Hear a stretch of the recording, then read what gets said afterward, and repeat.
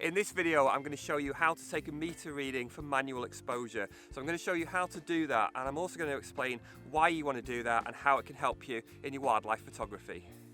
I've got the 400mm lens set up on this tripod today so I can actually show you what we're doing in practice in the field. I've got no birds to photograph at the moment, but I'll put some images up on the screen. Automatic exposure can work well a lot of the time. The problem with that is you've always got at least one parameter that's going to be changing that you're not in control of. Now, if you're photographing a moving subject such as a bird in flight, which we're going to discuss here as a perfect example, the background can influence the exposure meter. So wherever the bird's flying, then the background is going to influence the exposure, and it can change a little bit as you're tracking the subject in flight. I'm going to actually show you how the exposure will change automatically and how if we adjust it manually then we can keep it consistent. So to illustrate this point, I'm actually going to show you the exposure meter on the top of the camera because it's pretty much the only way I can do this. So typically if you're using like a evaluative or matrix exposure metering, what happens if I was photographing, tracking the bird in flight, it's in front of the blue sky there, and then I track it and it comes down in front of the trees, in front of the fence, and then eventually in front of the green grass. The whole time that I'm tracking that bird, the background is influencing the exposure meter. So you'll see that's why it's been changing there on aperture priority. As I've been moving, tracking the bird, the exposure's been slightly changing all the time. So for that reason, I'm going to show you today how you would actually set the exposure manually.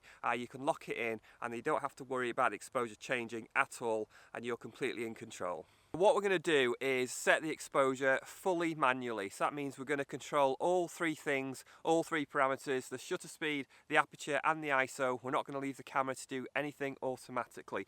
Now the principle that this works on is that we're shooting in very consistent light. So the area I'm looking at, expecting a bird to fly in, imagining it, it's not actually going to happen. This area is all in the same lighting. Sun's over here, just not far from setting actually, and it's casting the same amount of light over this scene. So as long as the bird flies anywhere in that area, doesn't suddenly disappear into shade, then the exposure is going to be accurate because nothing's going to change. So the important thing is that the light stays consistent and the subject stays in that light. So now I'm going to show you exactly how we set a manual exposure and where we take a meter reading from. So we need to look at our exposure meter on the camera.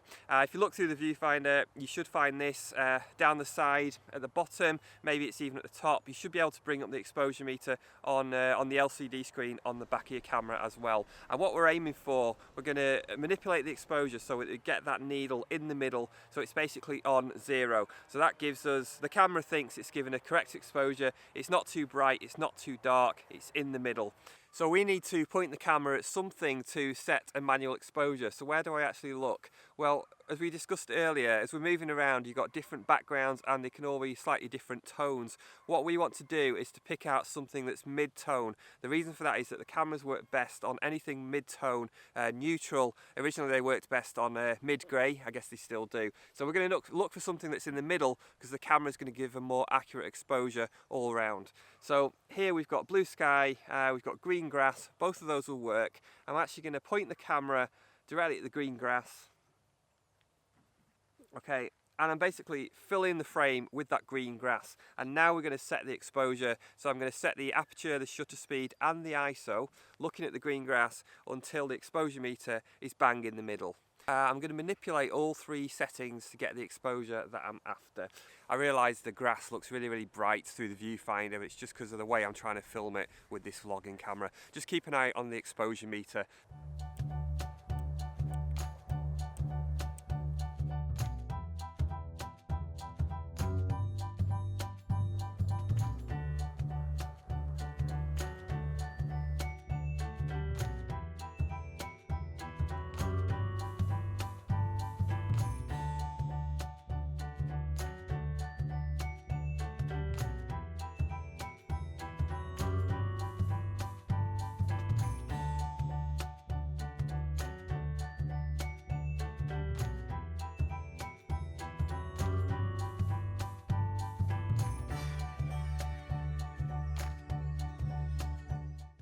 This isn't going to be necessarily 100% accurate, it's just going to put you in the right ballpark for a reasonably accurate exposure.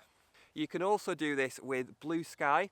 This is fantastic when there's nothing else around on a really clear day where there's no clouds. So if you've nothing else that's of a mid-toned, all you do is simply point the camera up, and point the camera directly up, not just slightly up. Point it as high up, directly above you. I can't do it on this tripod. Point the camera directly above you to what's called the zenith, which is the deepest blue sky.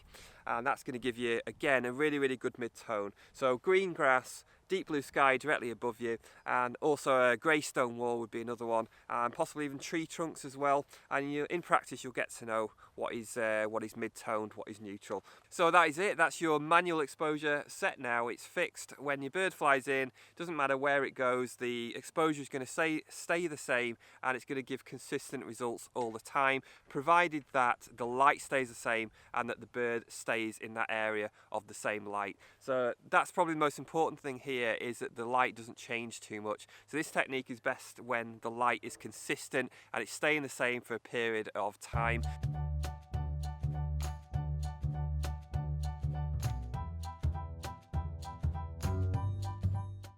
If the light is changing, then if you're using manual exposure in this way, then you're just going to have to tweak it every time the light changes, which can be done with just a little bit more effort. Bear in mind what I said earlier, it's not 100% accurate exposure, it just puts you in the right ballpark. It certainly gives you a good stab at it. So if the subject isn't there, like you can't take a test shot, which would be my ideal way of doing it, you can do it this way, to take a test shot first. So I'm always distracted by red kites.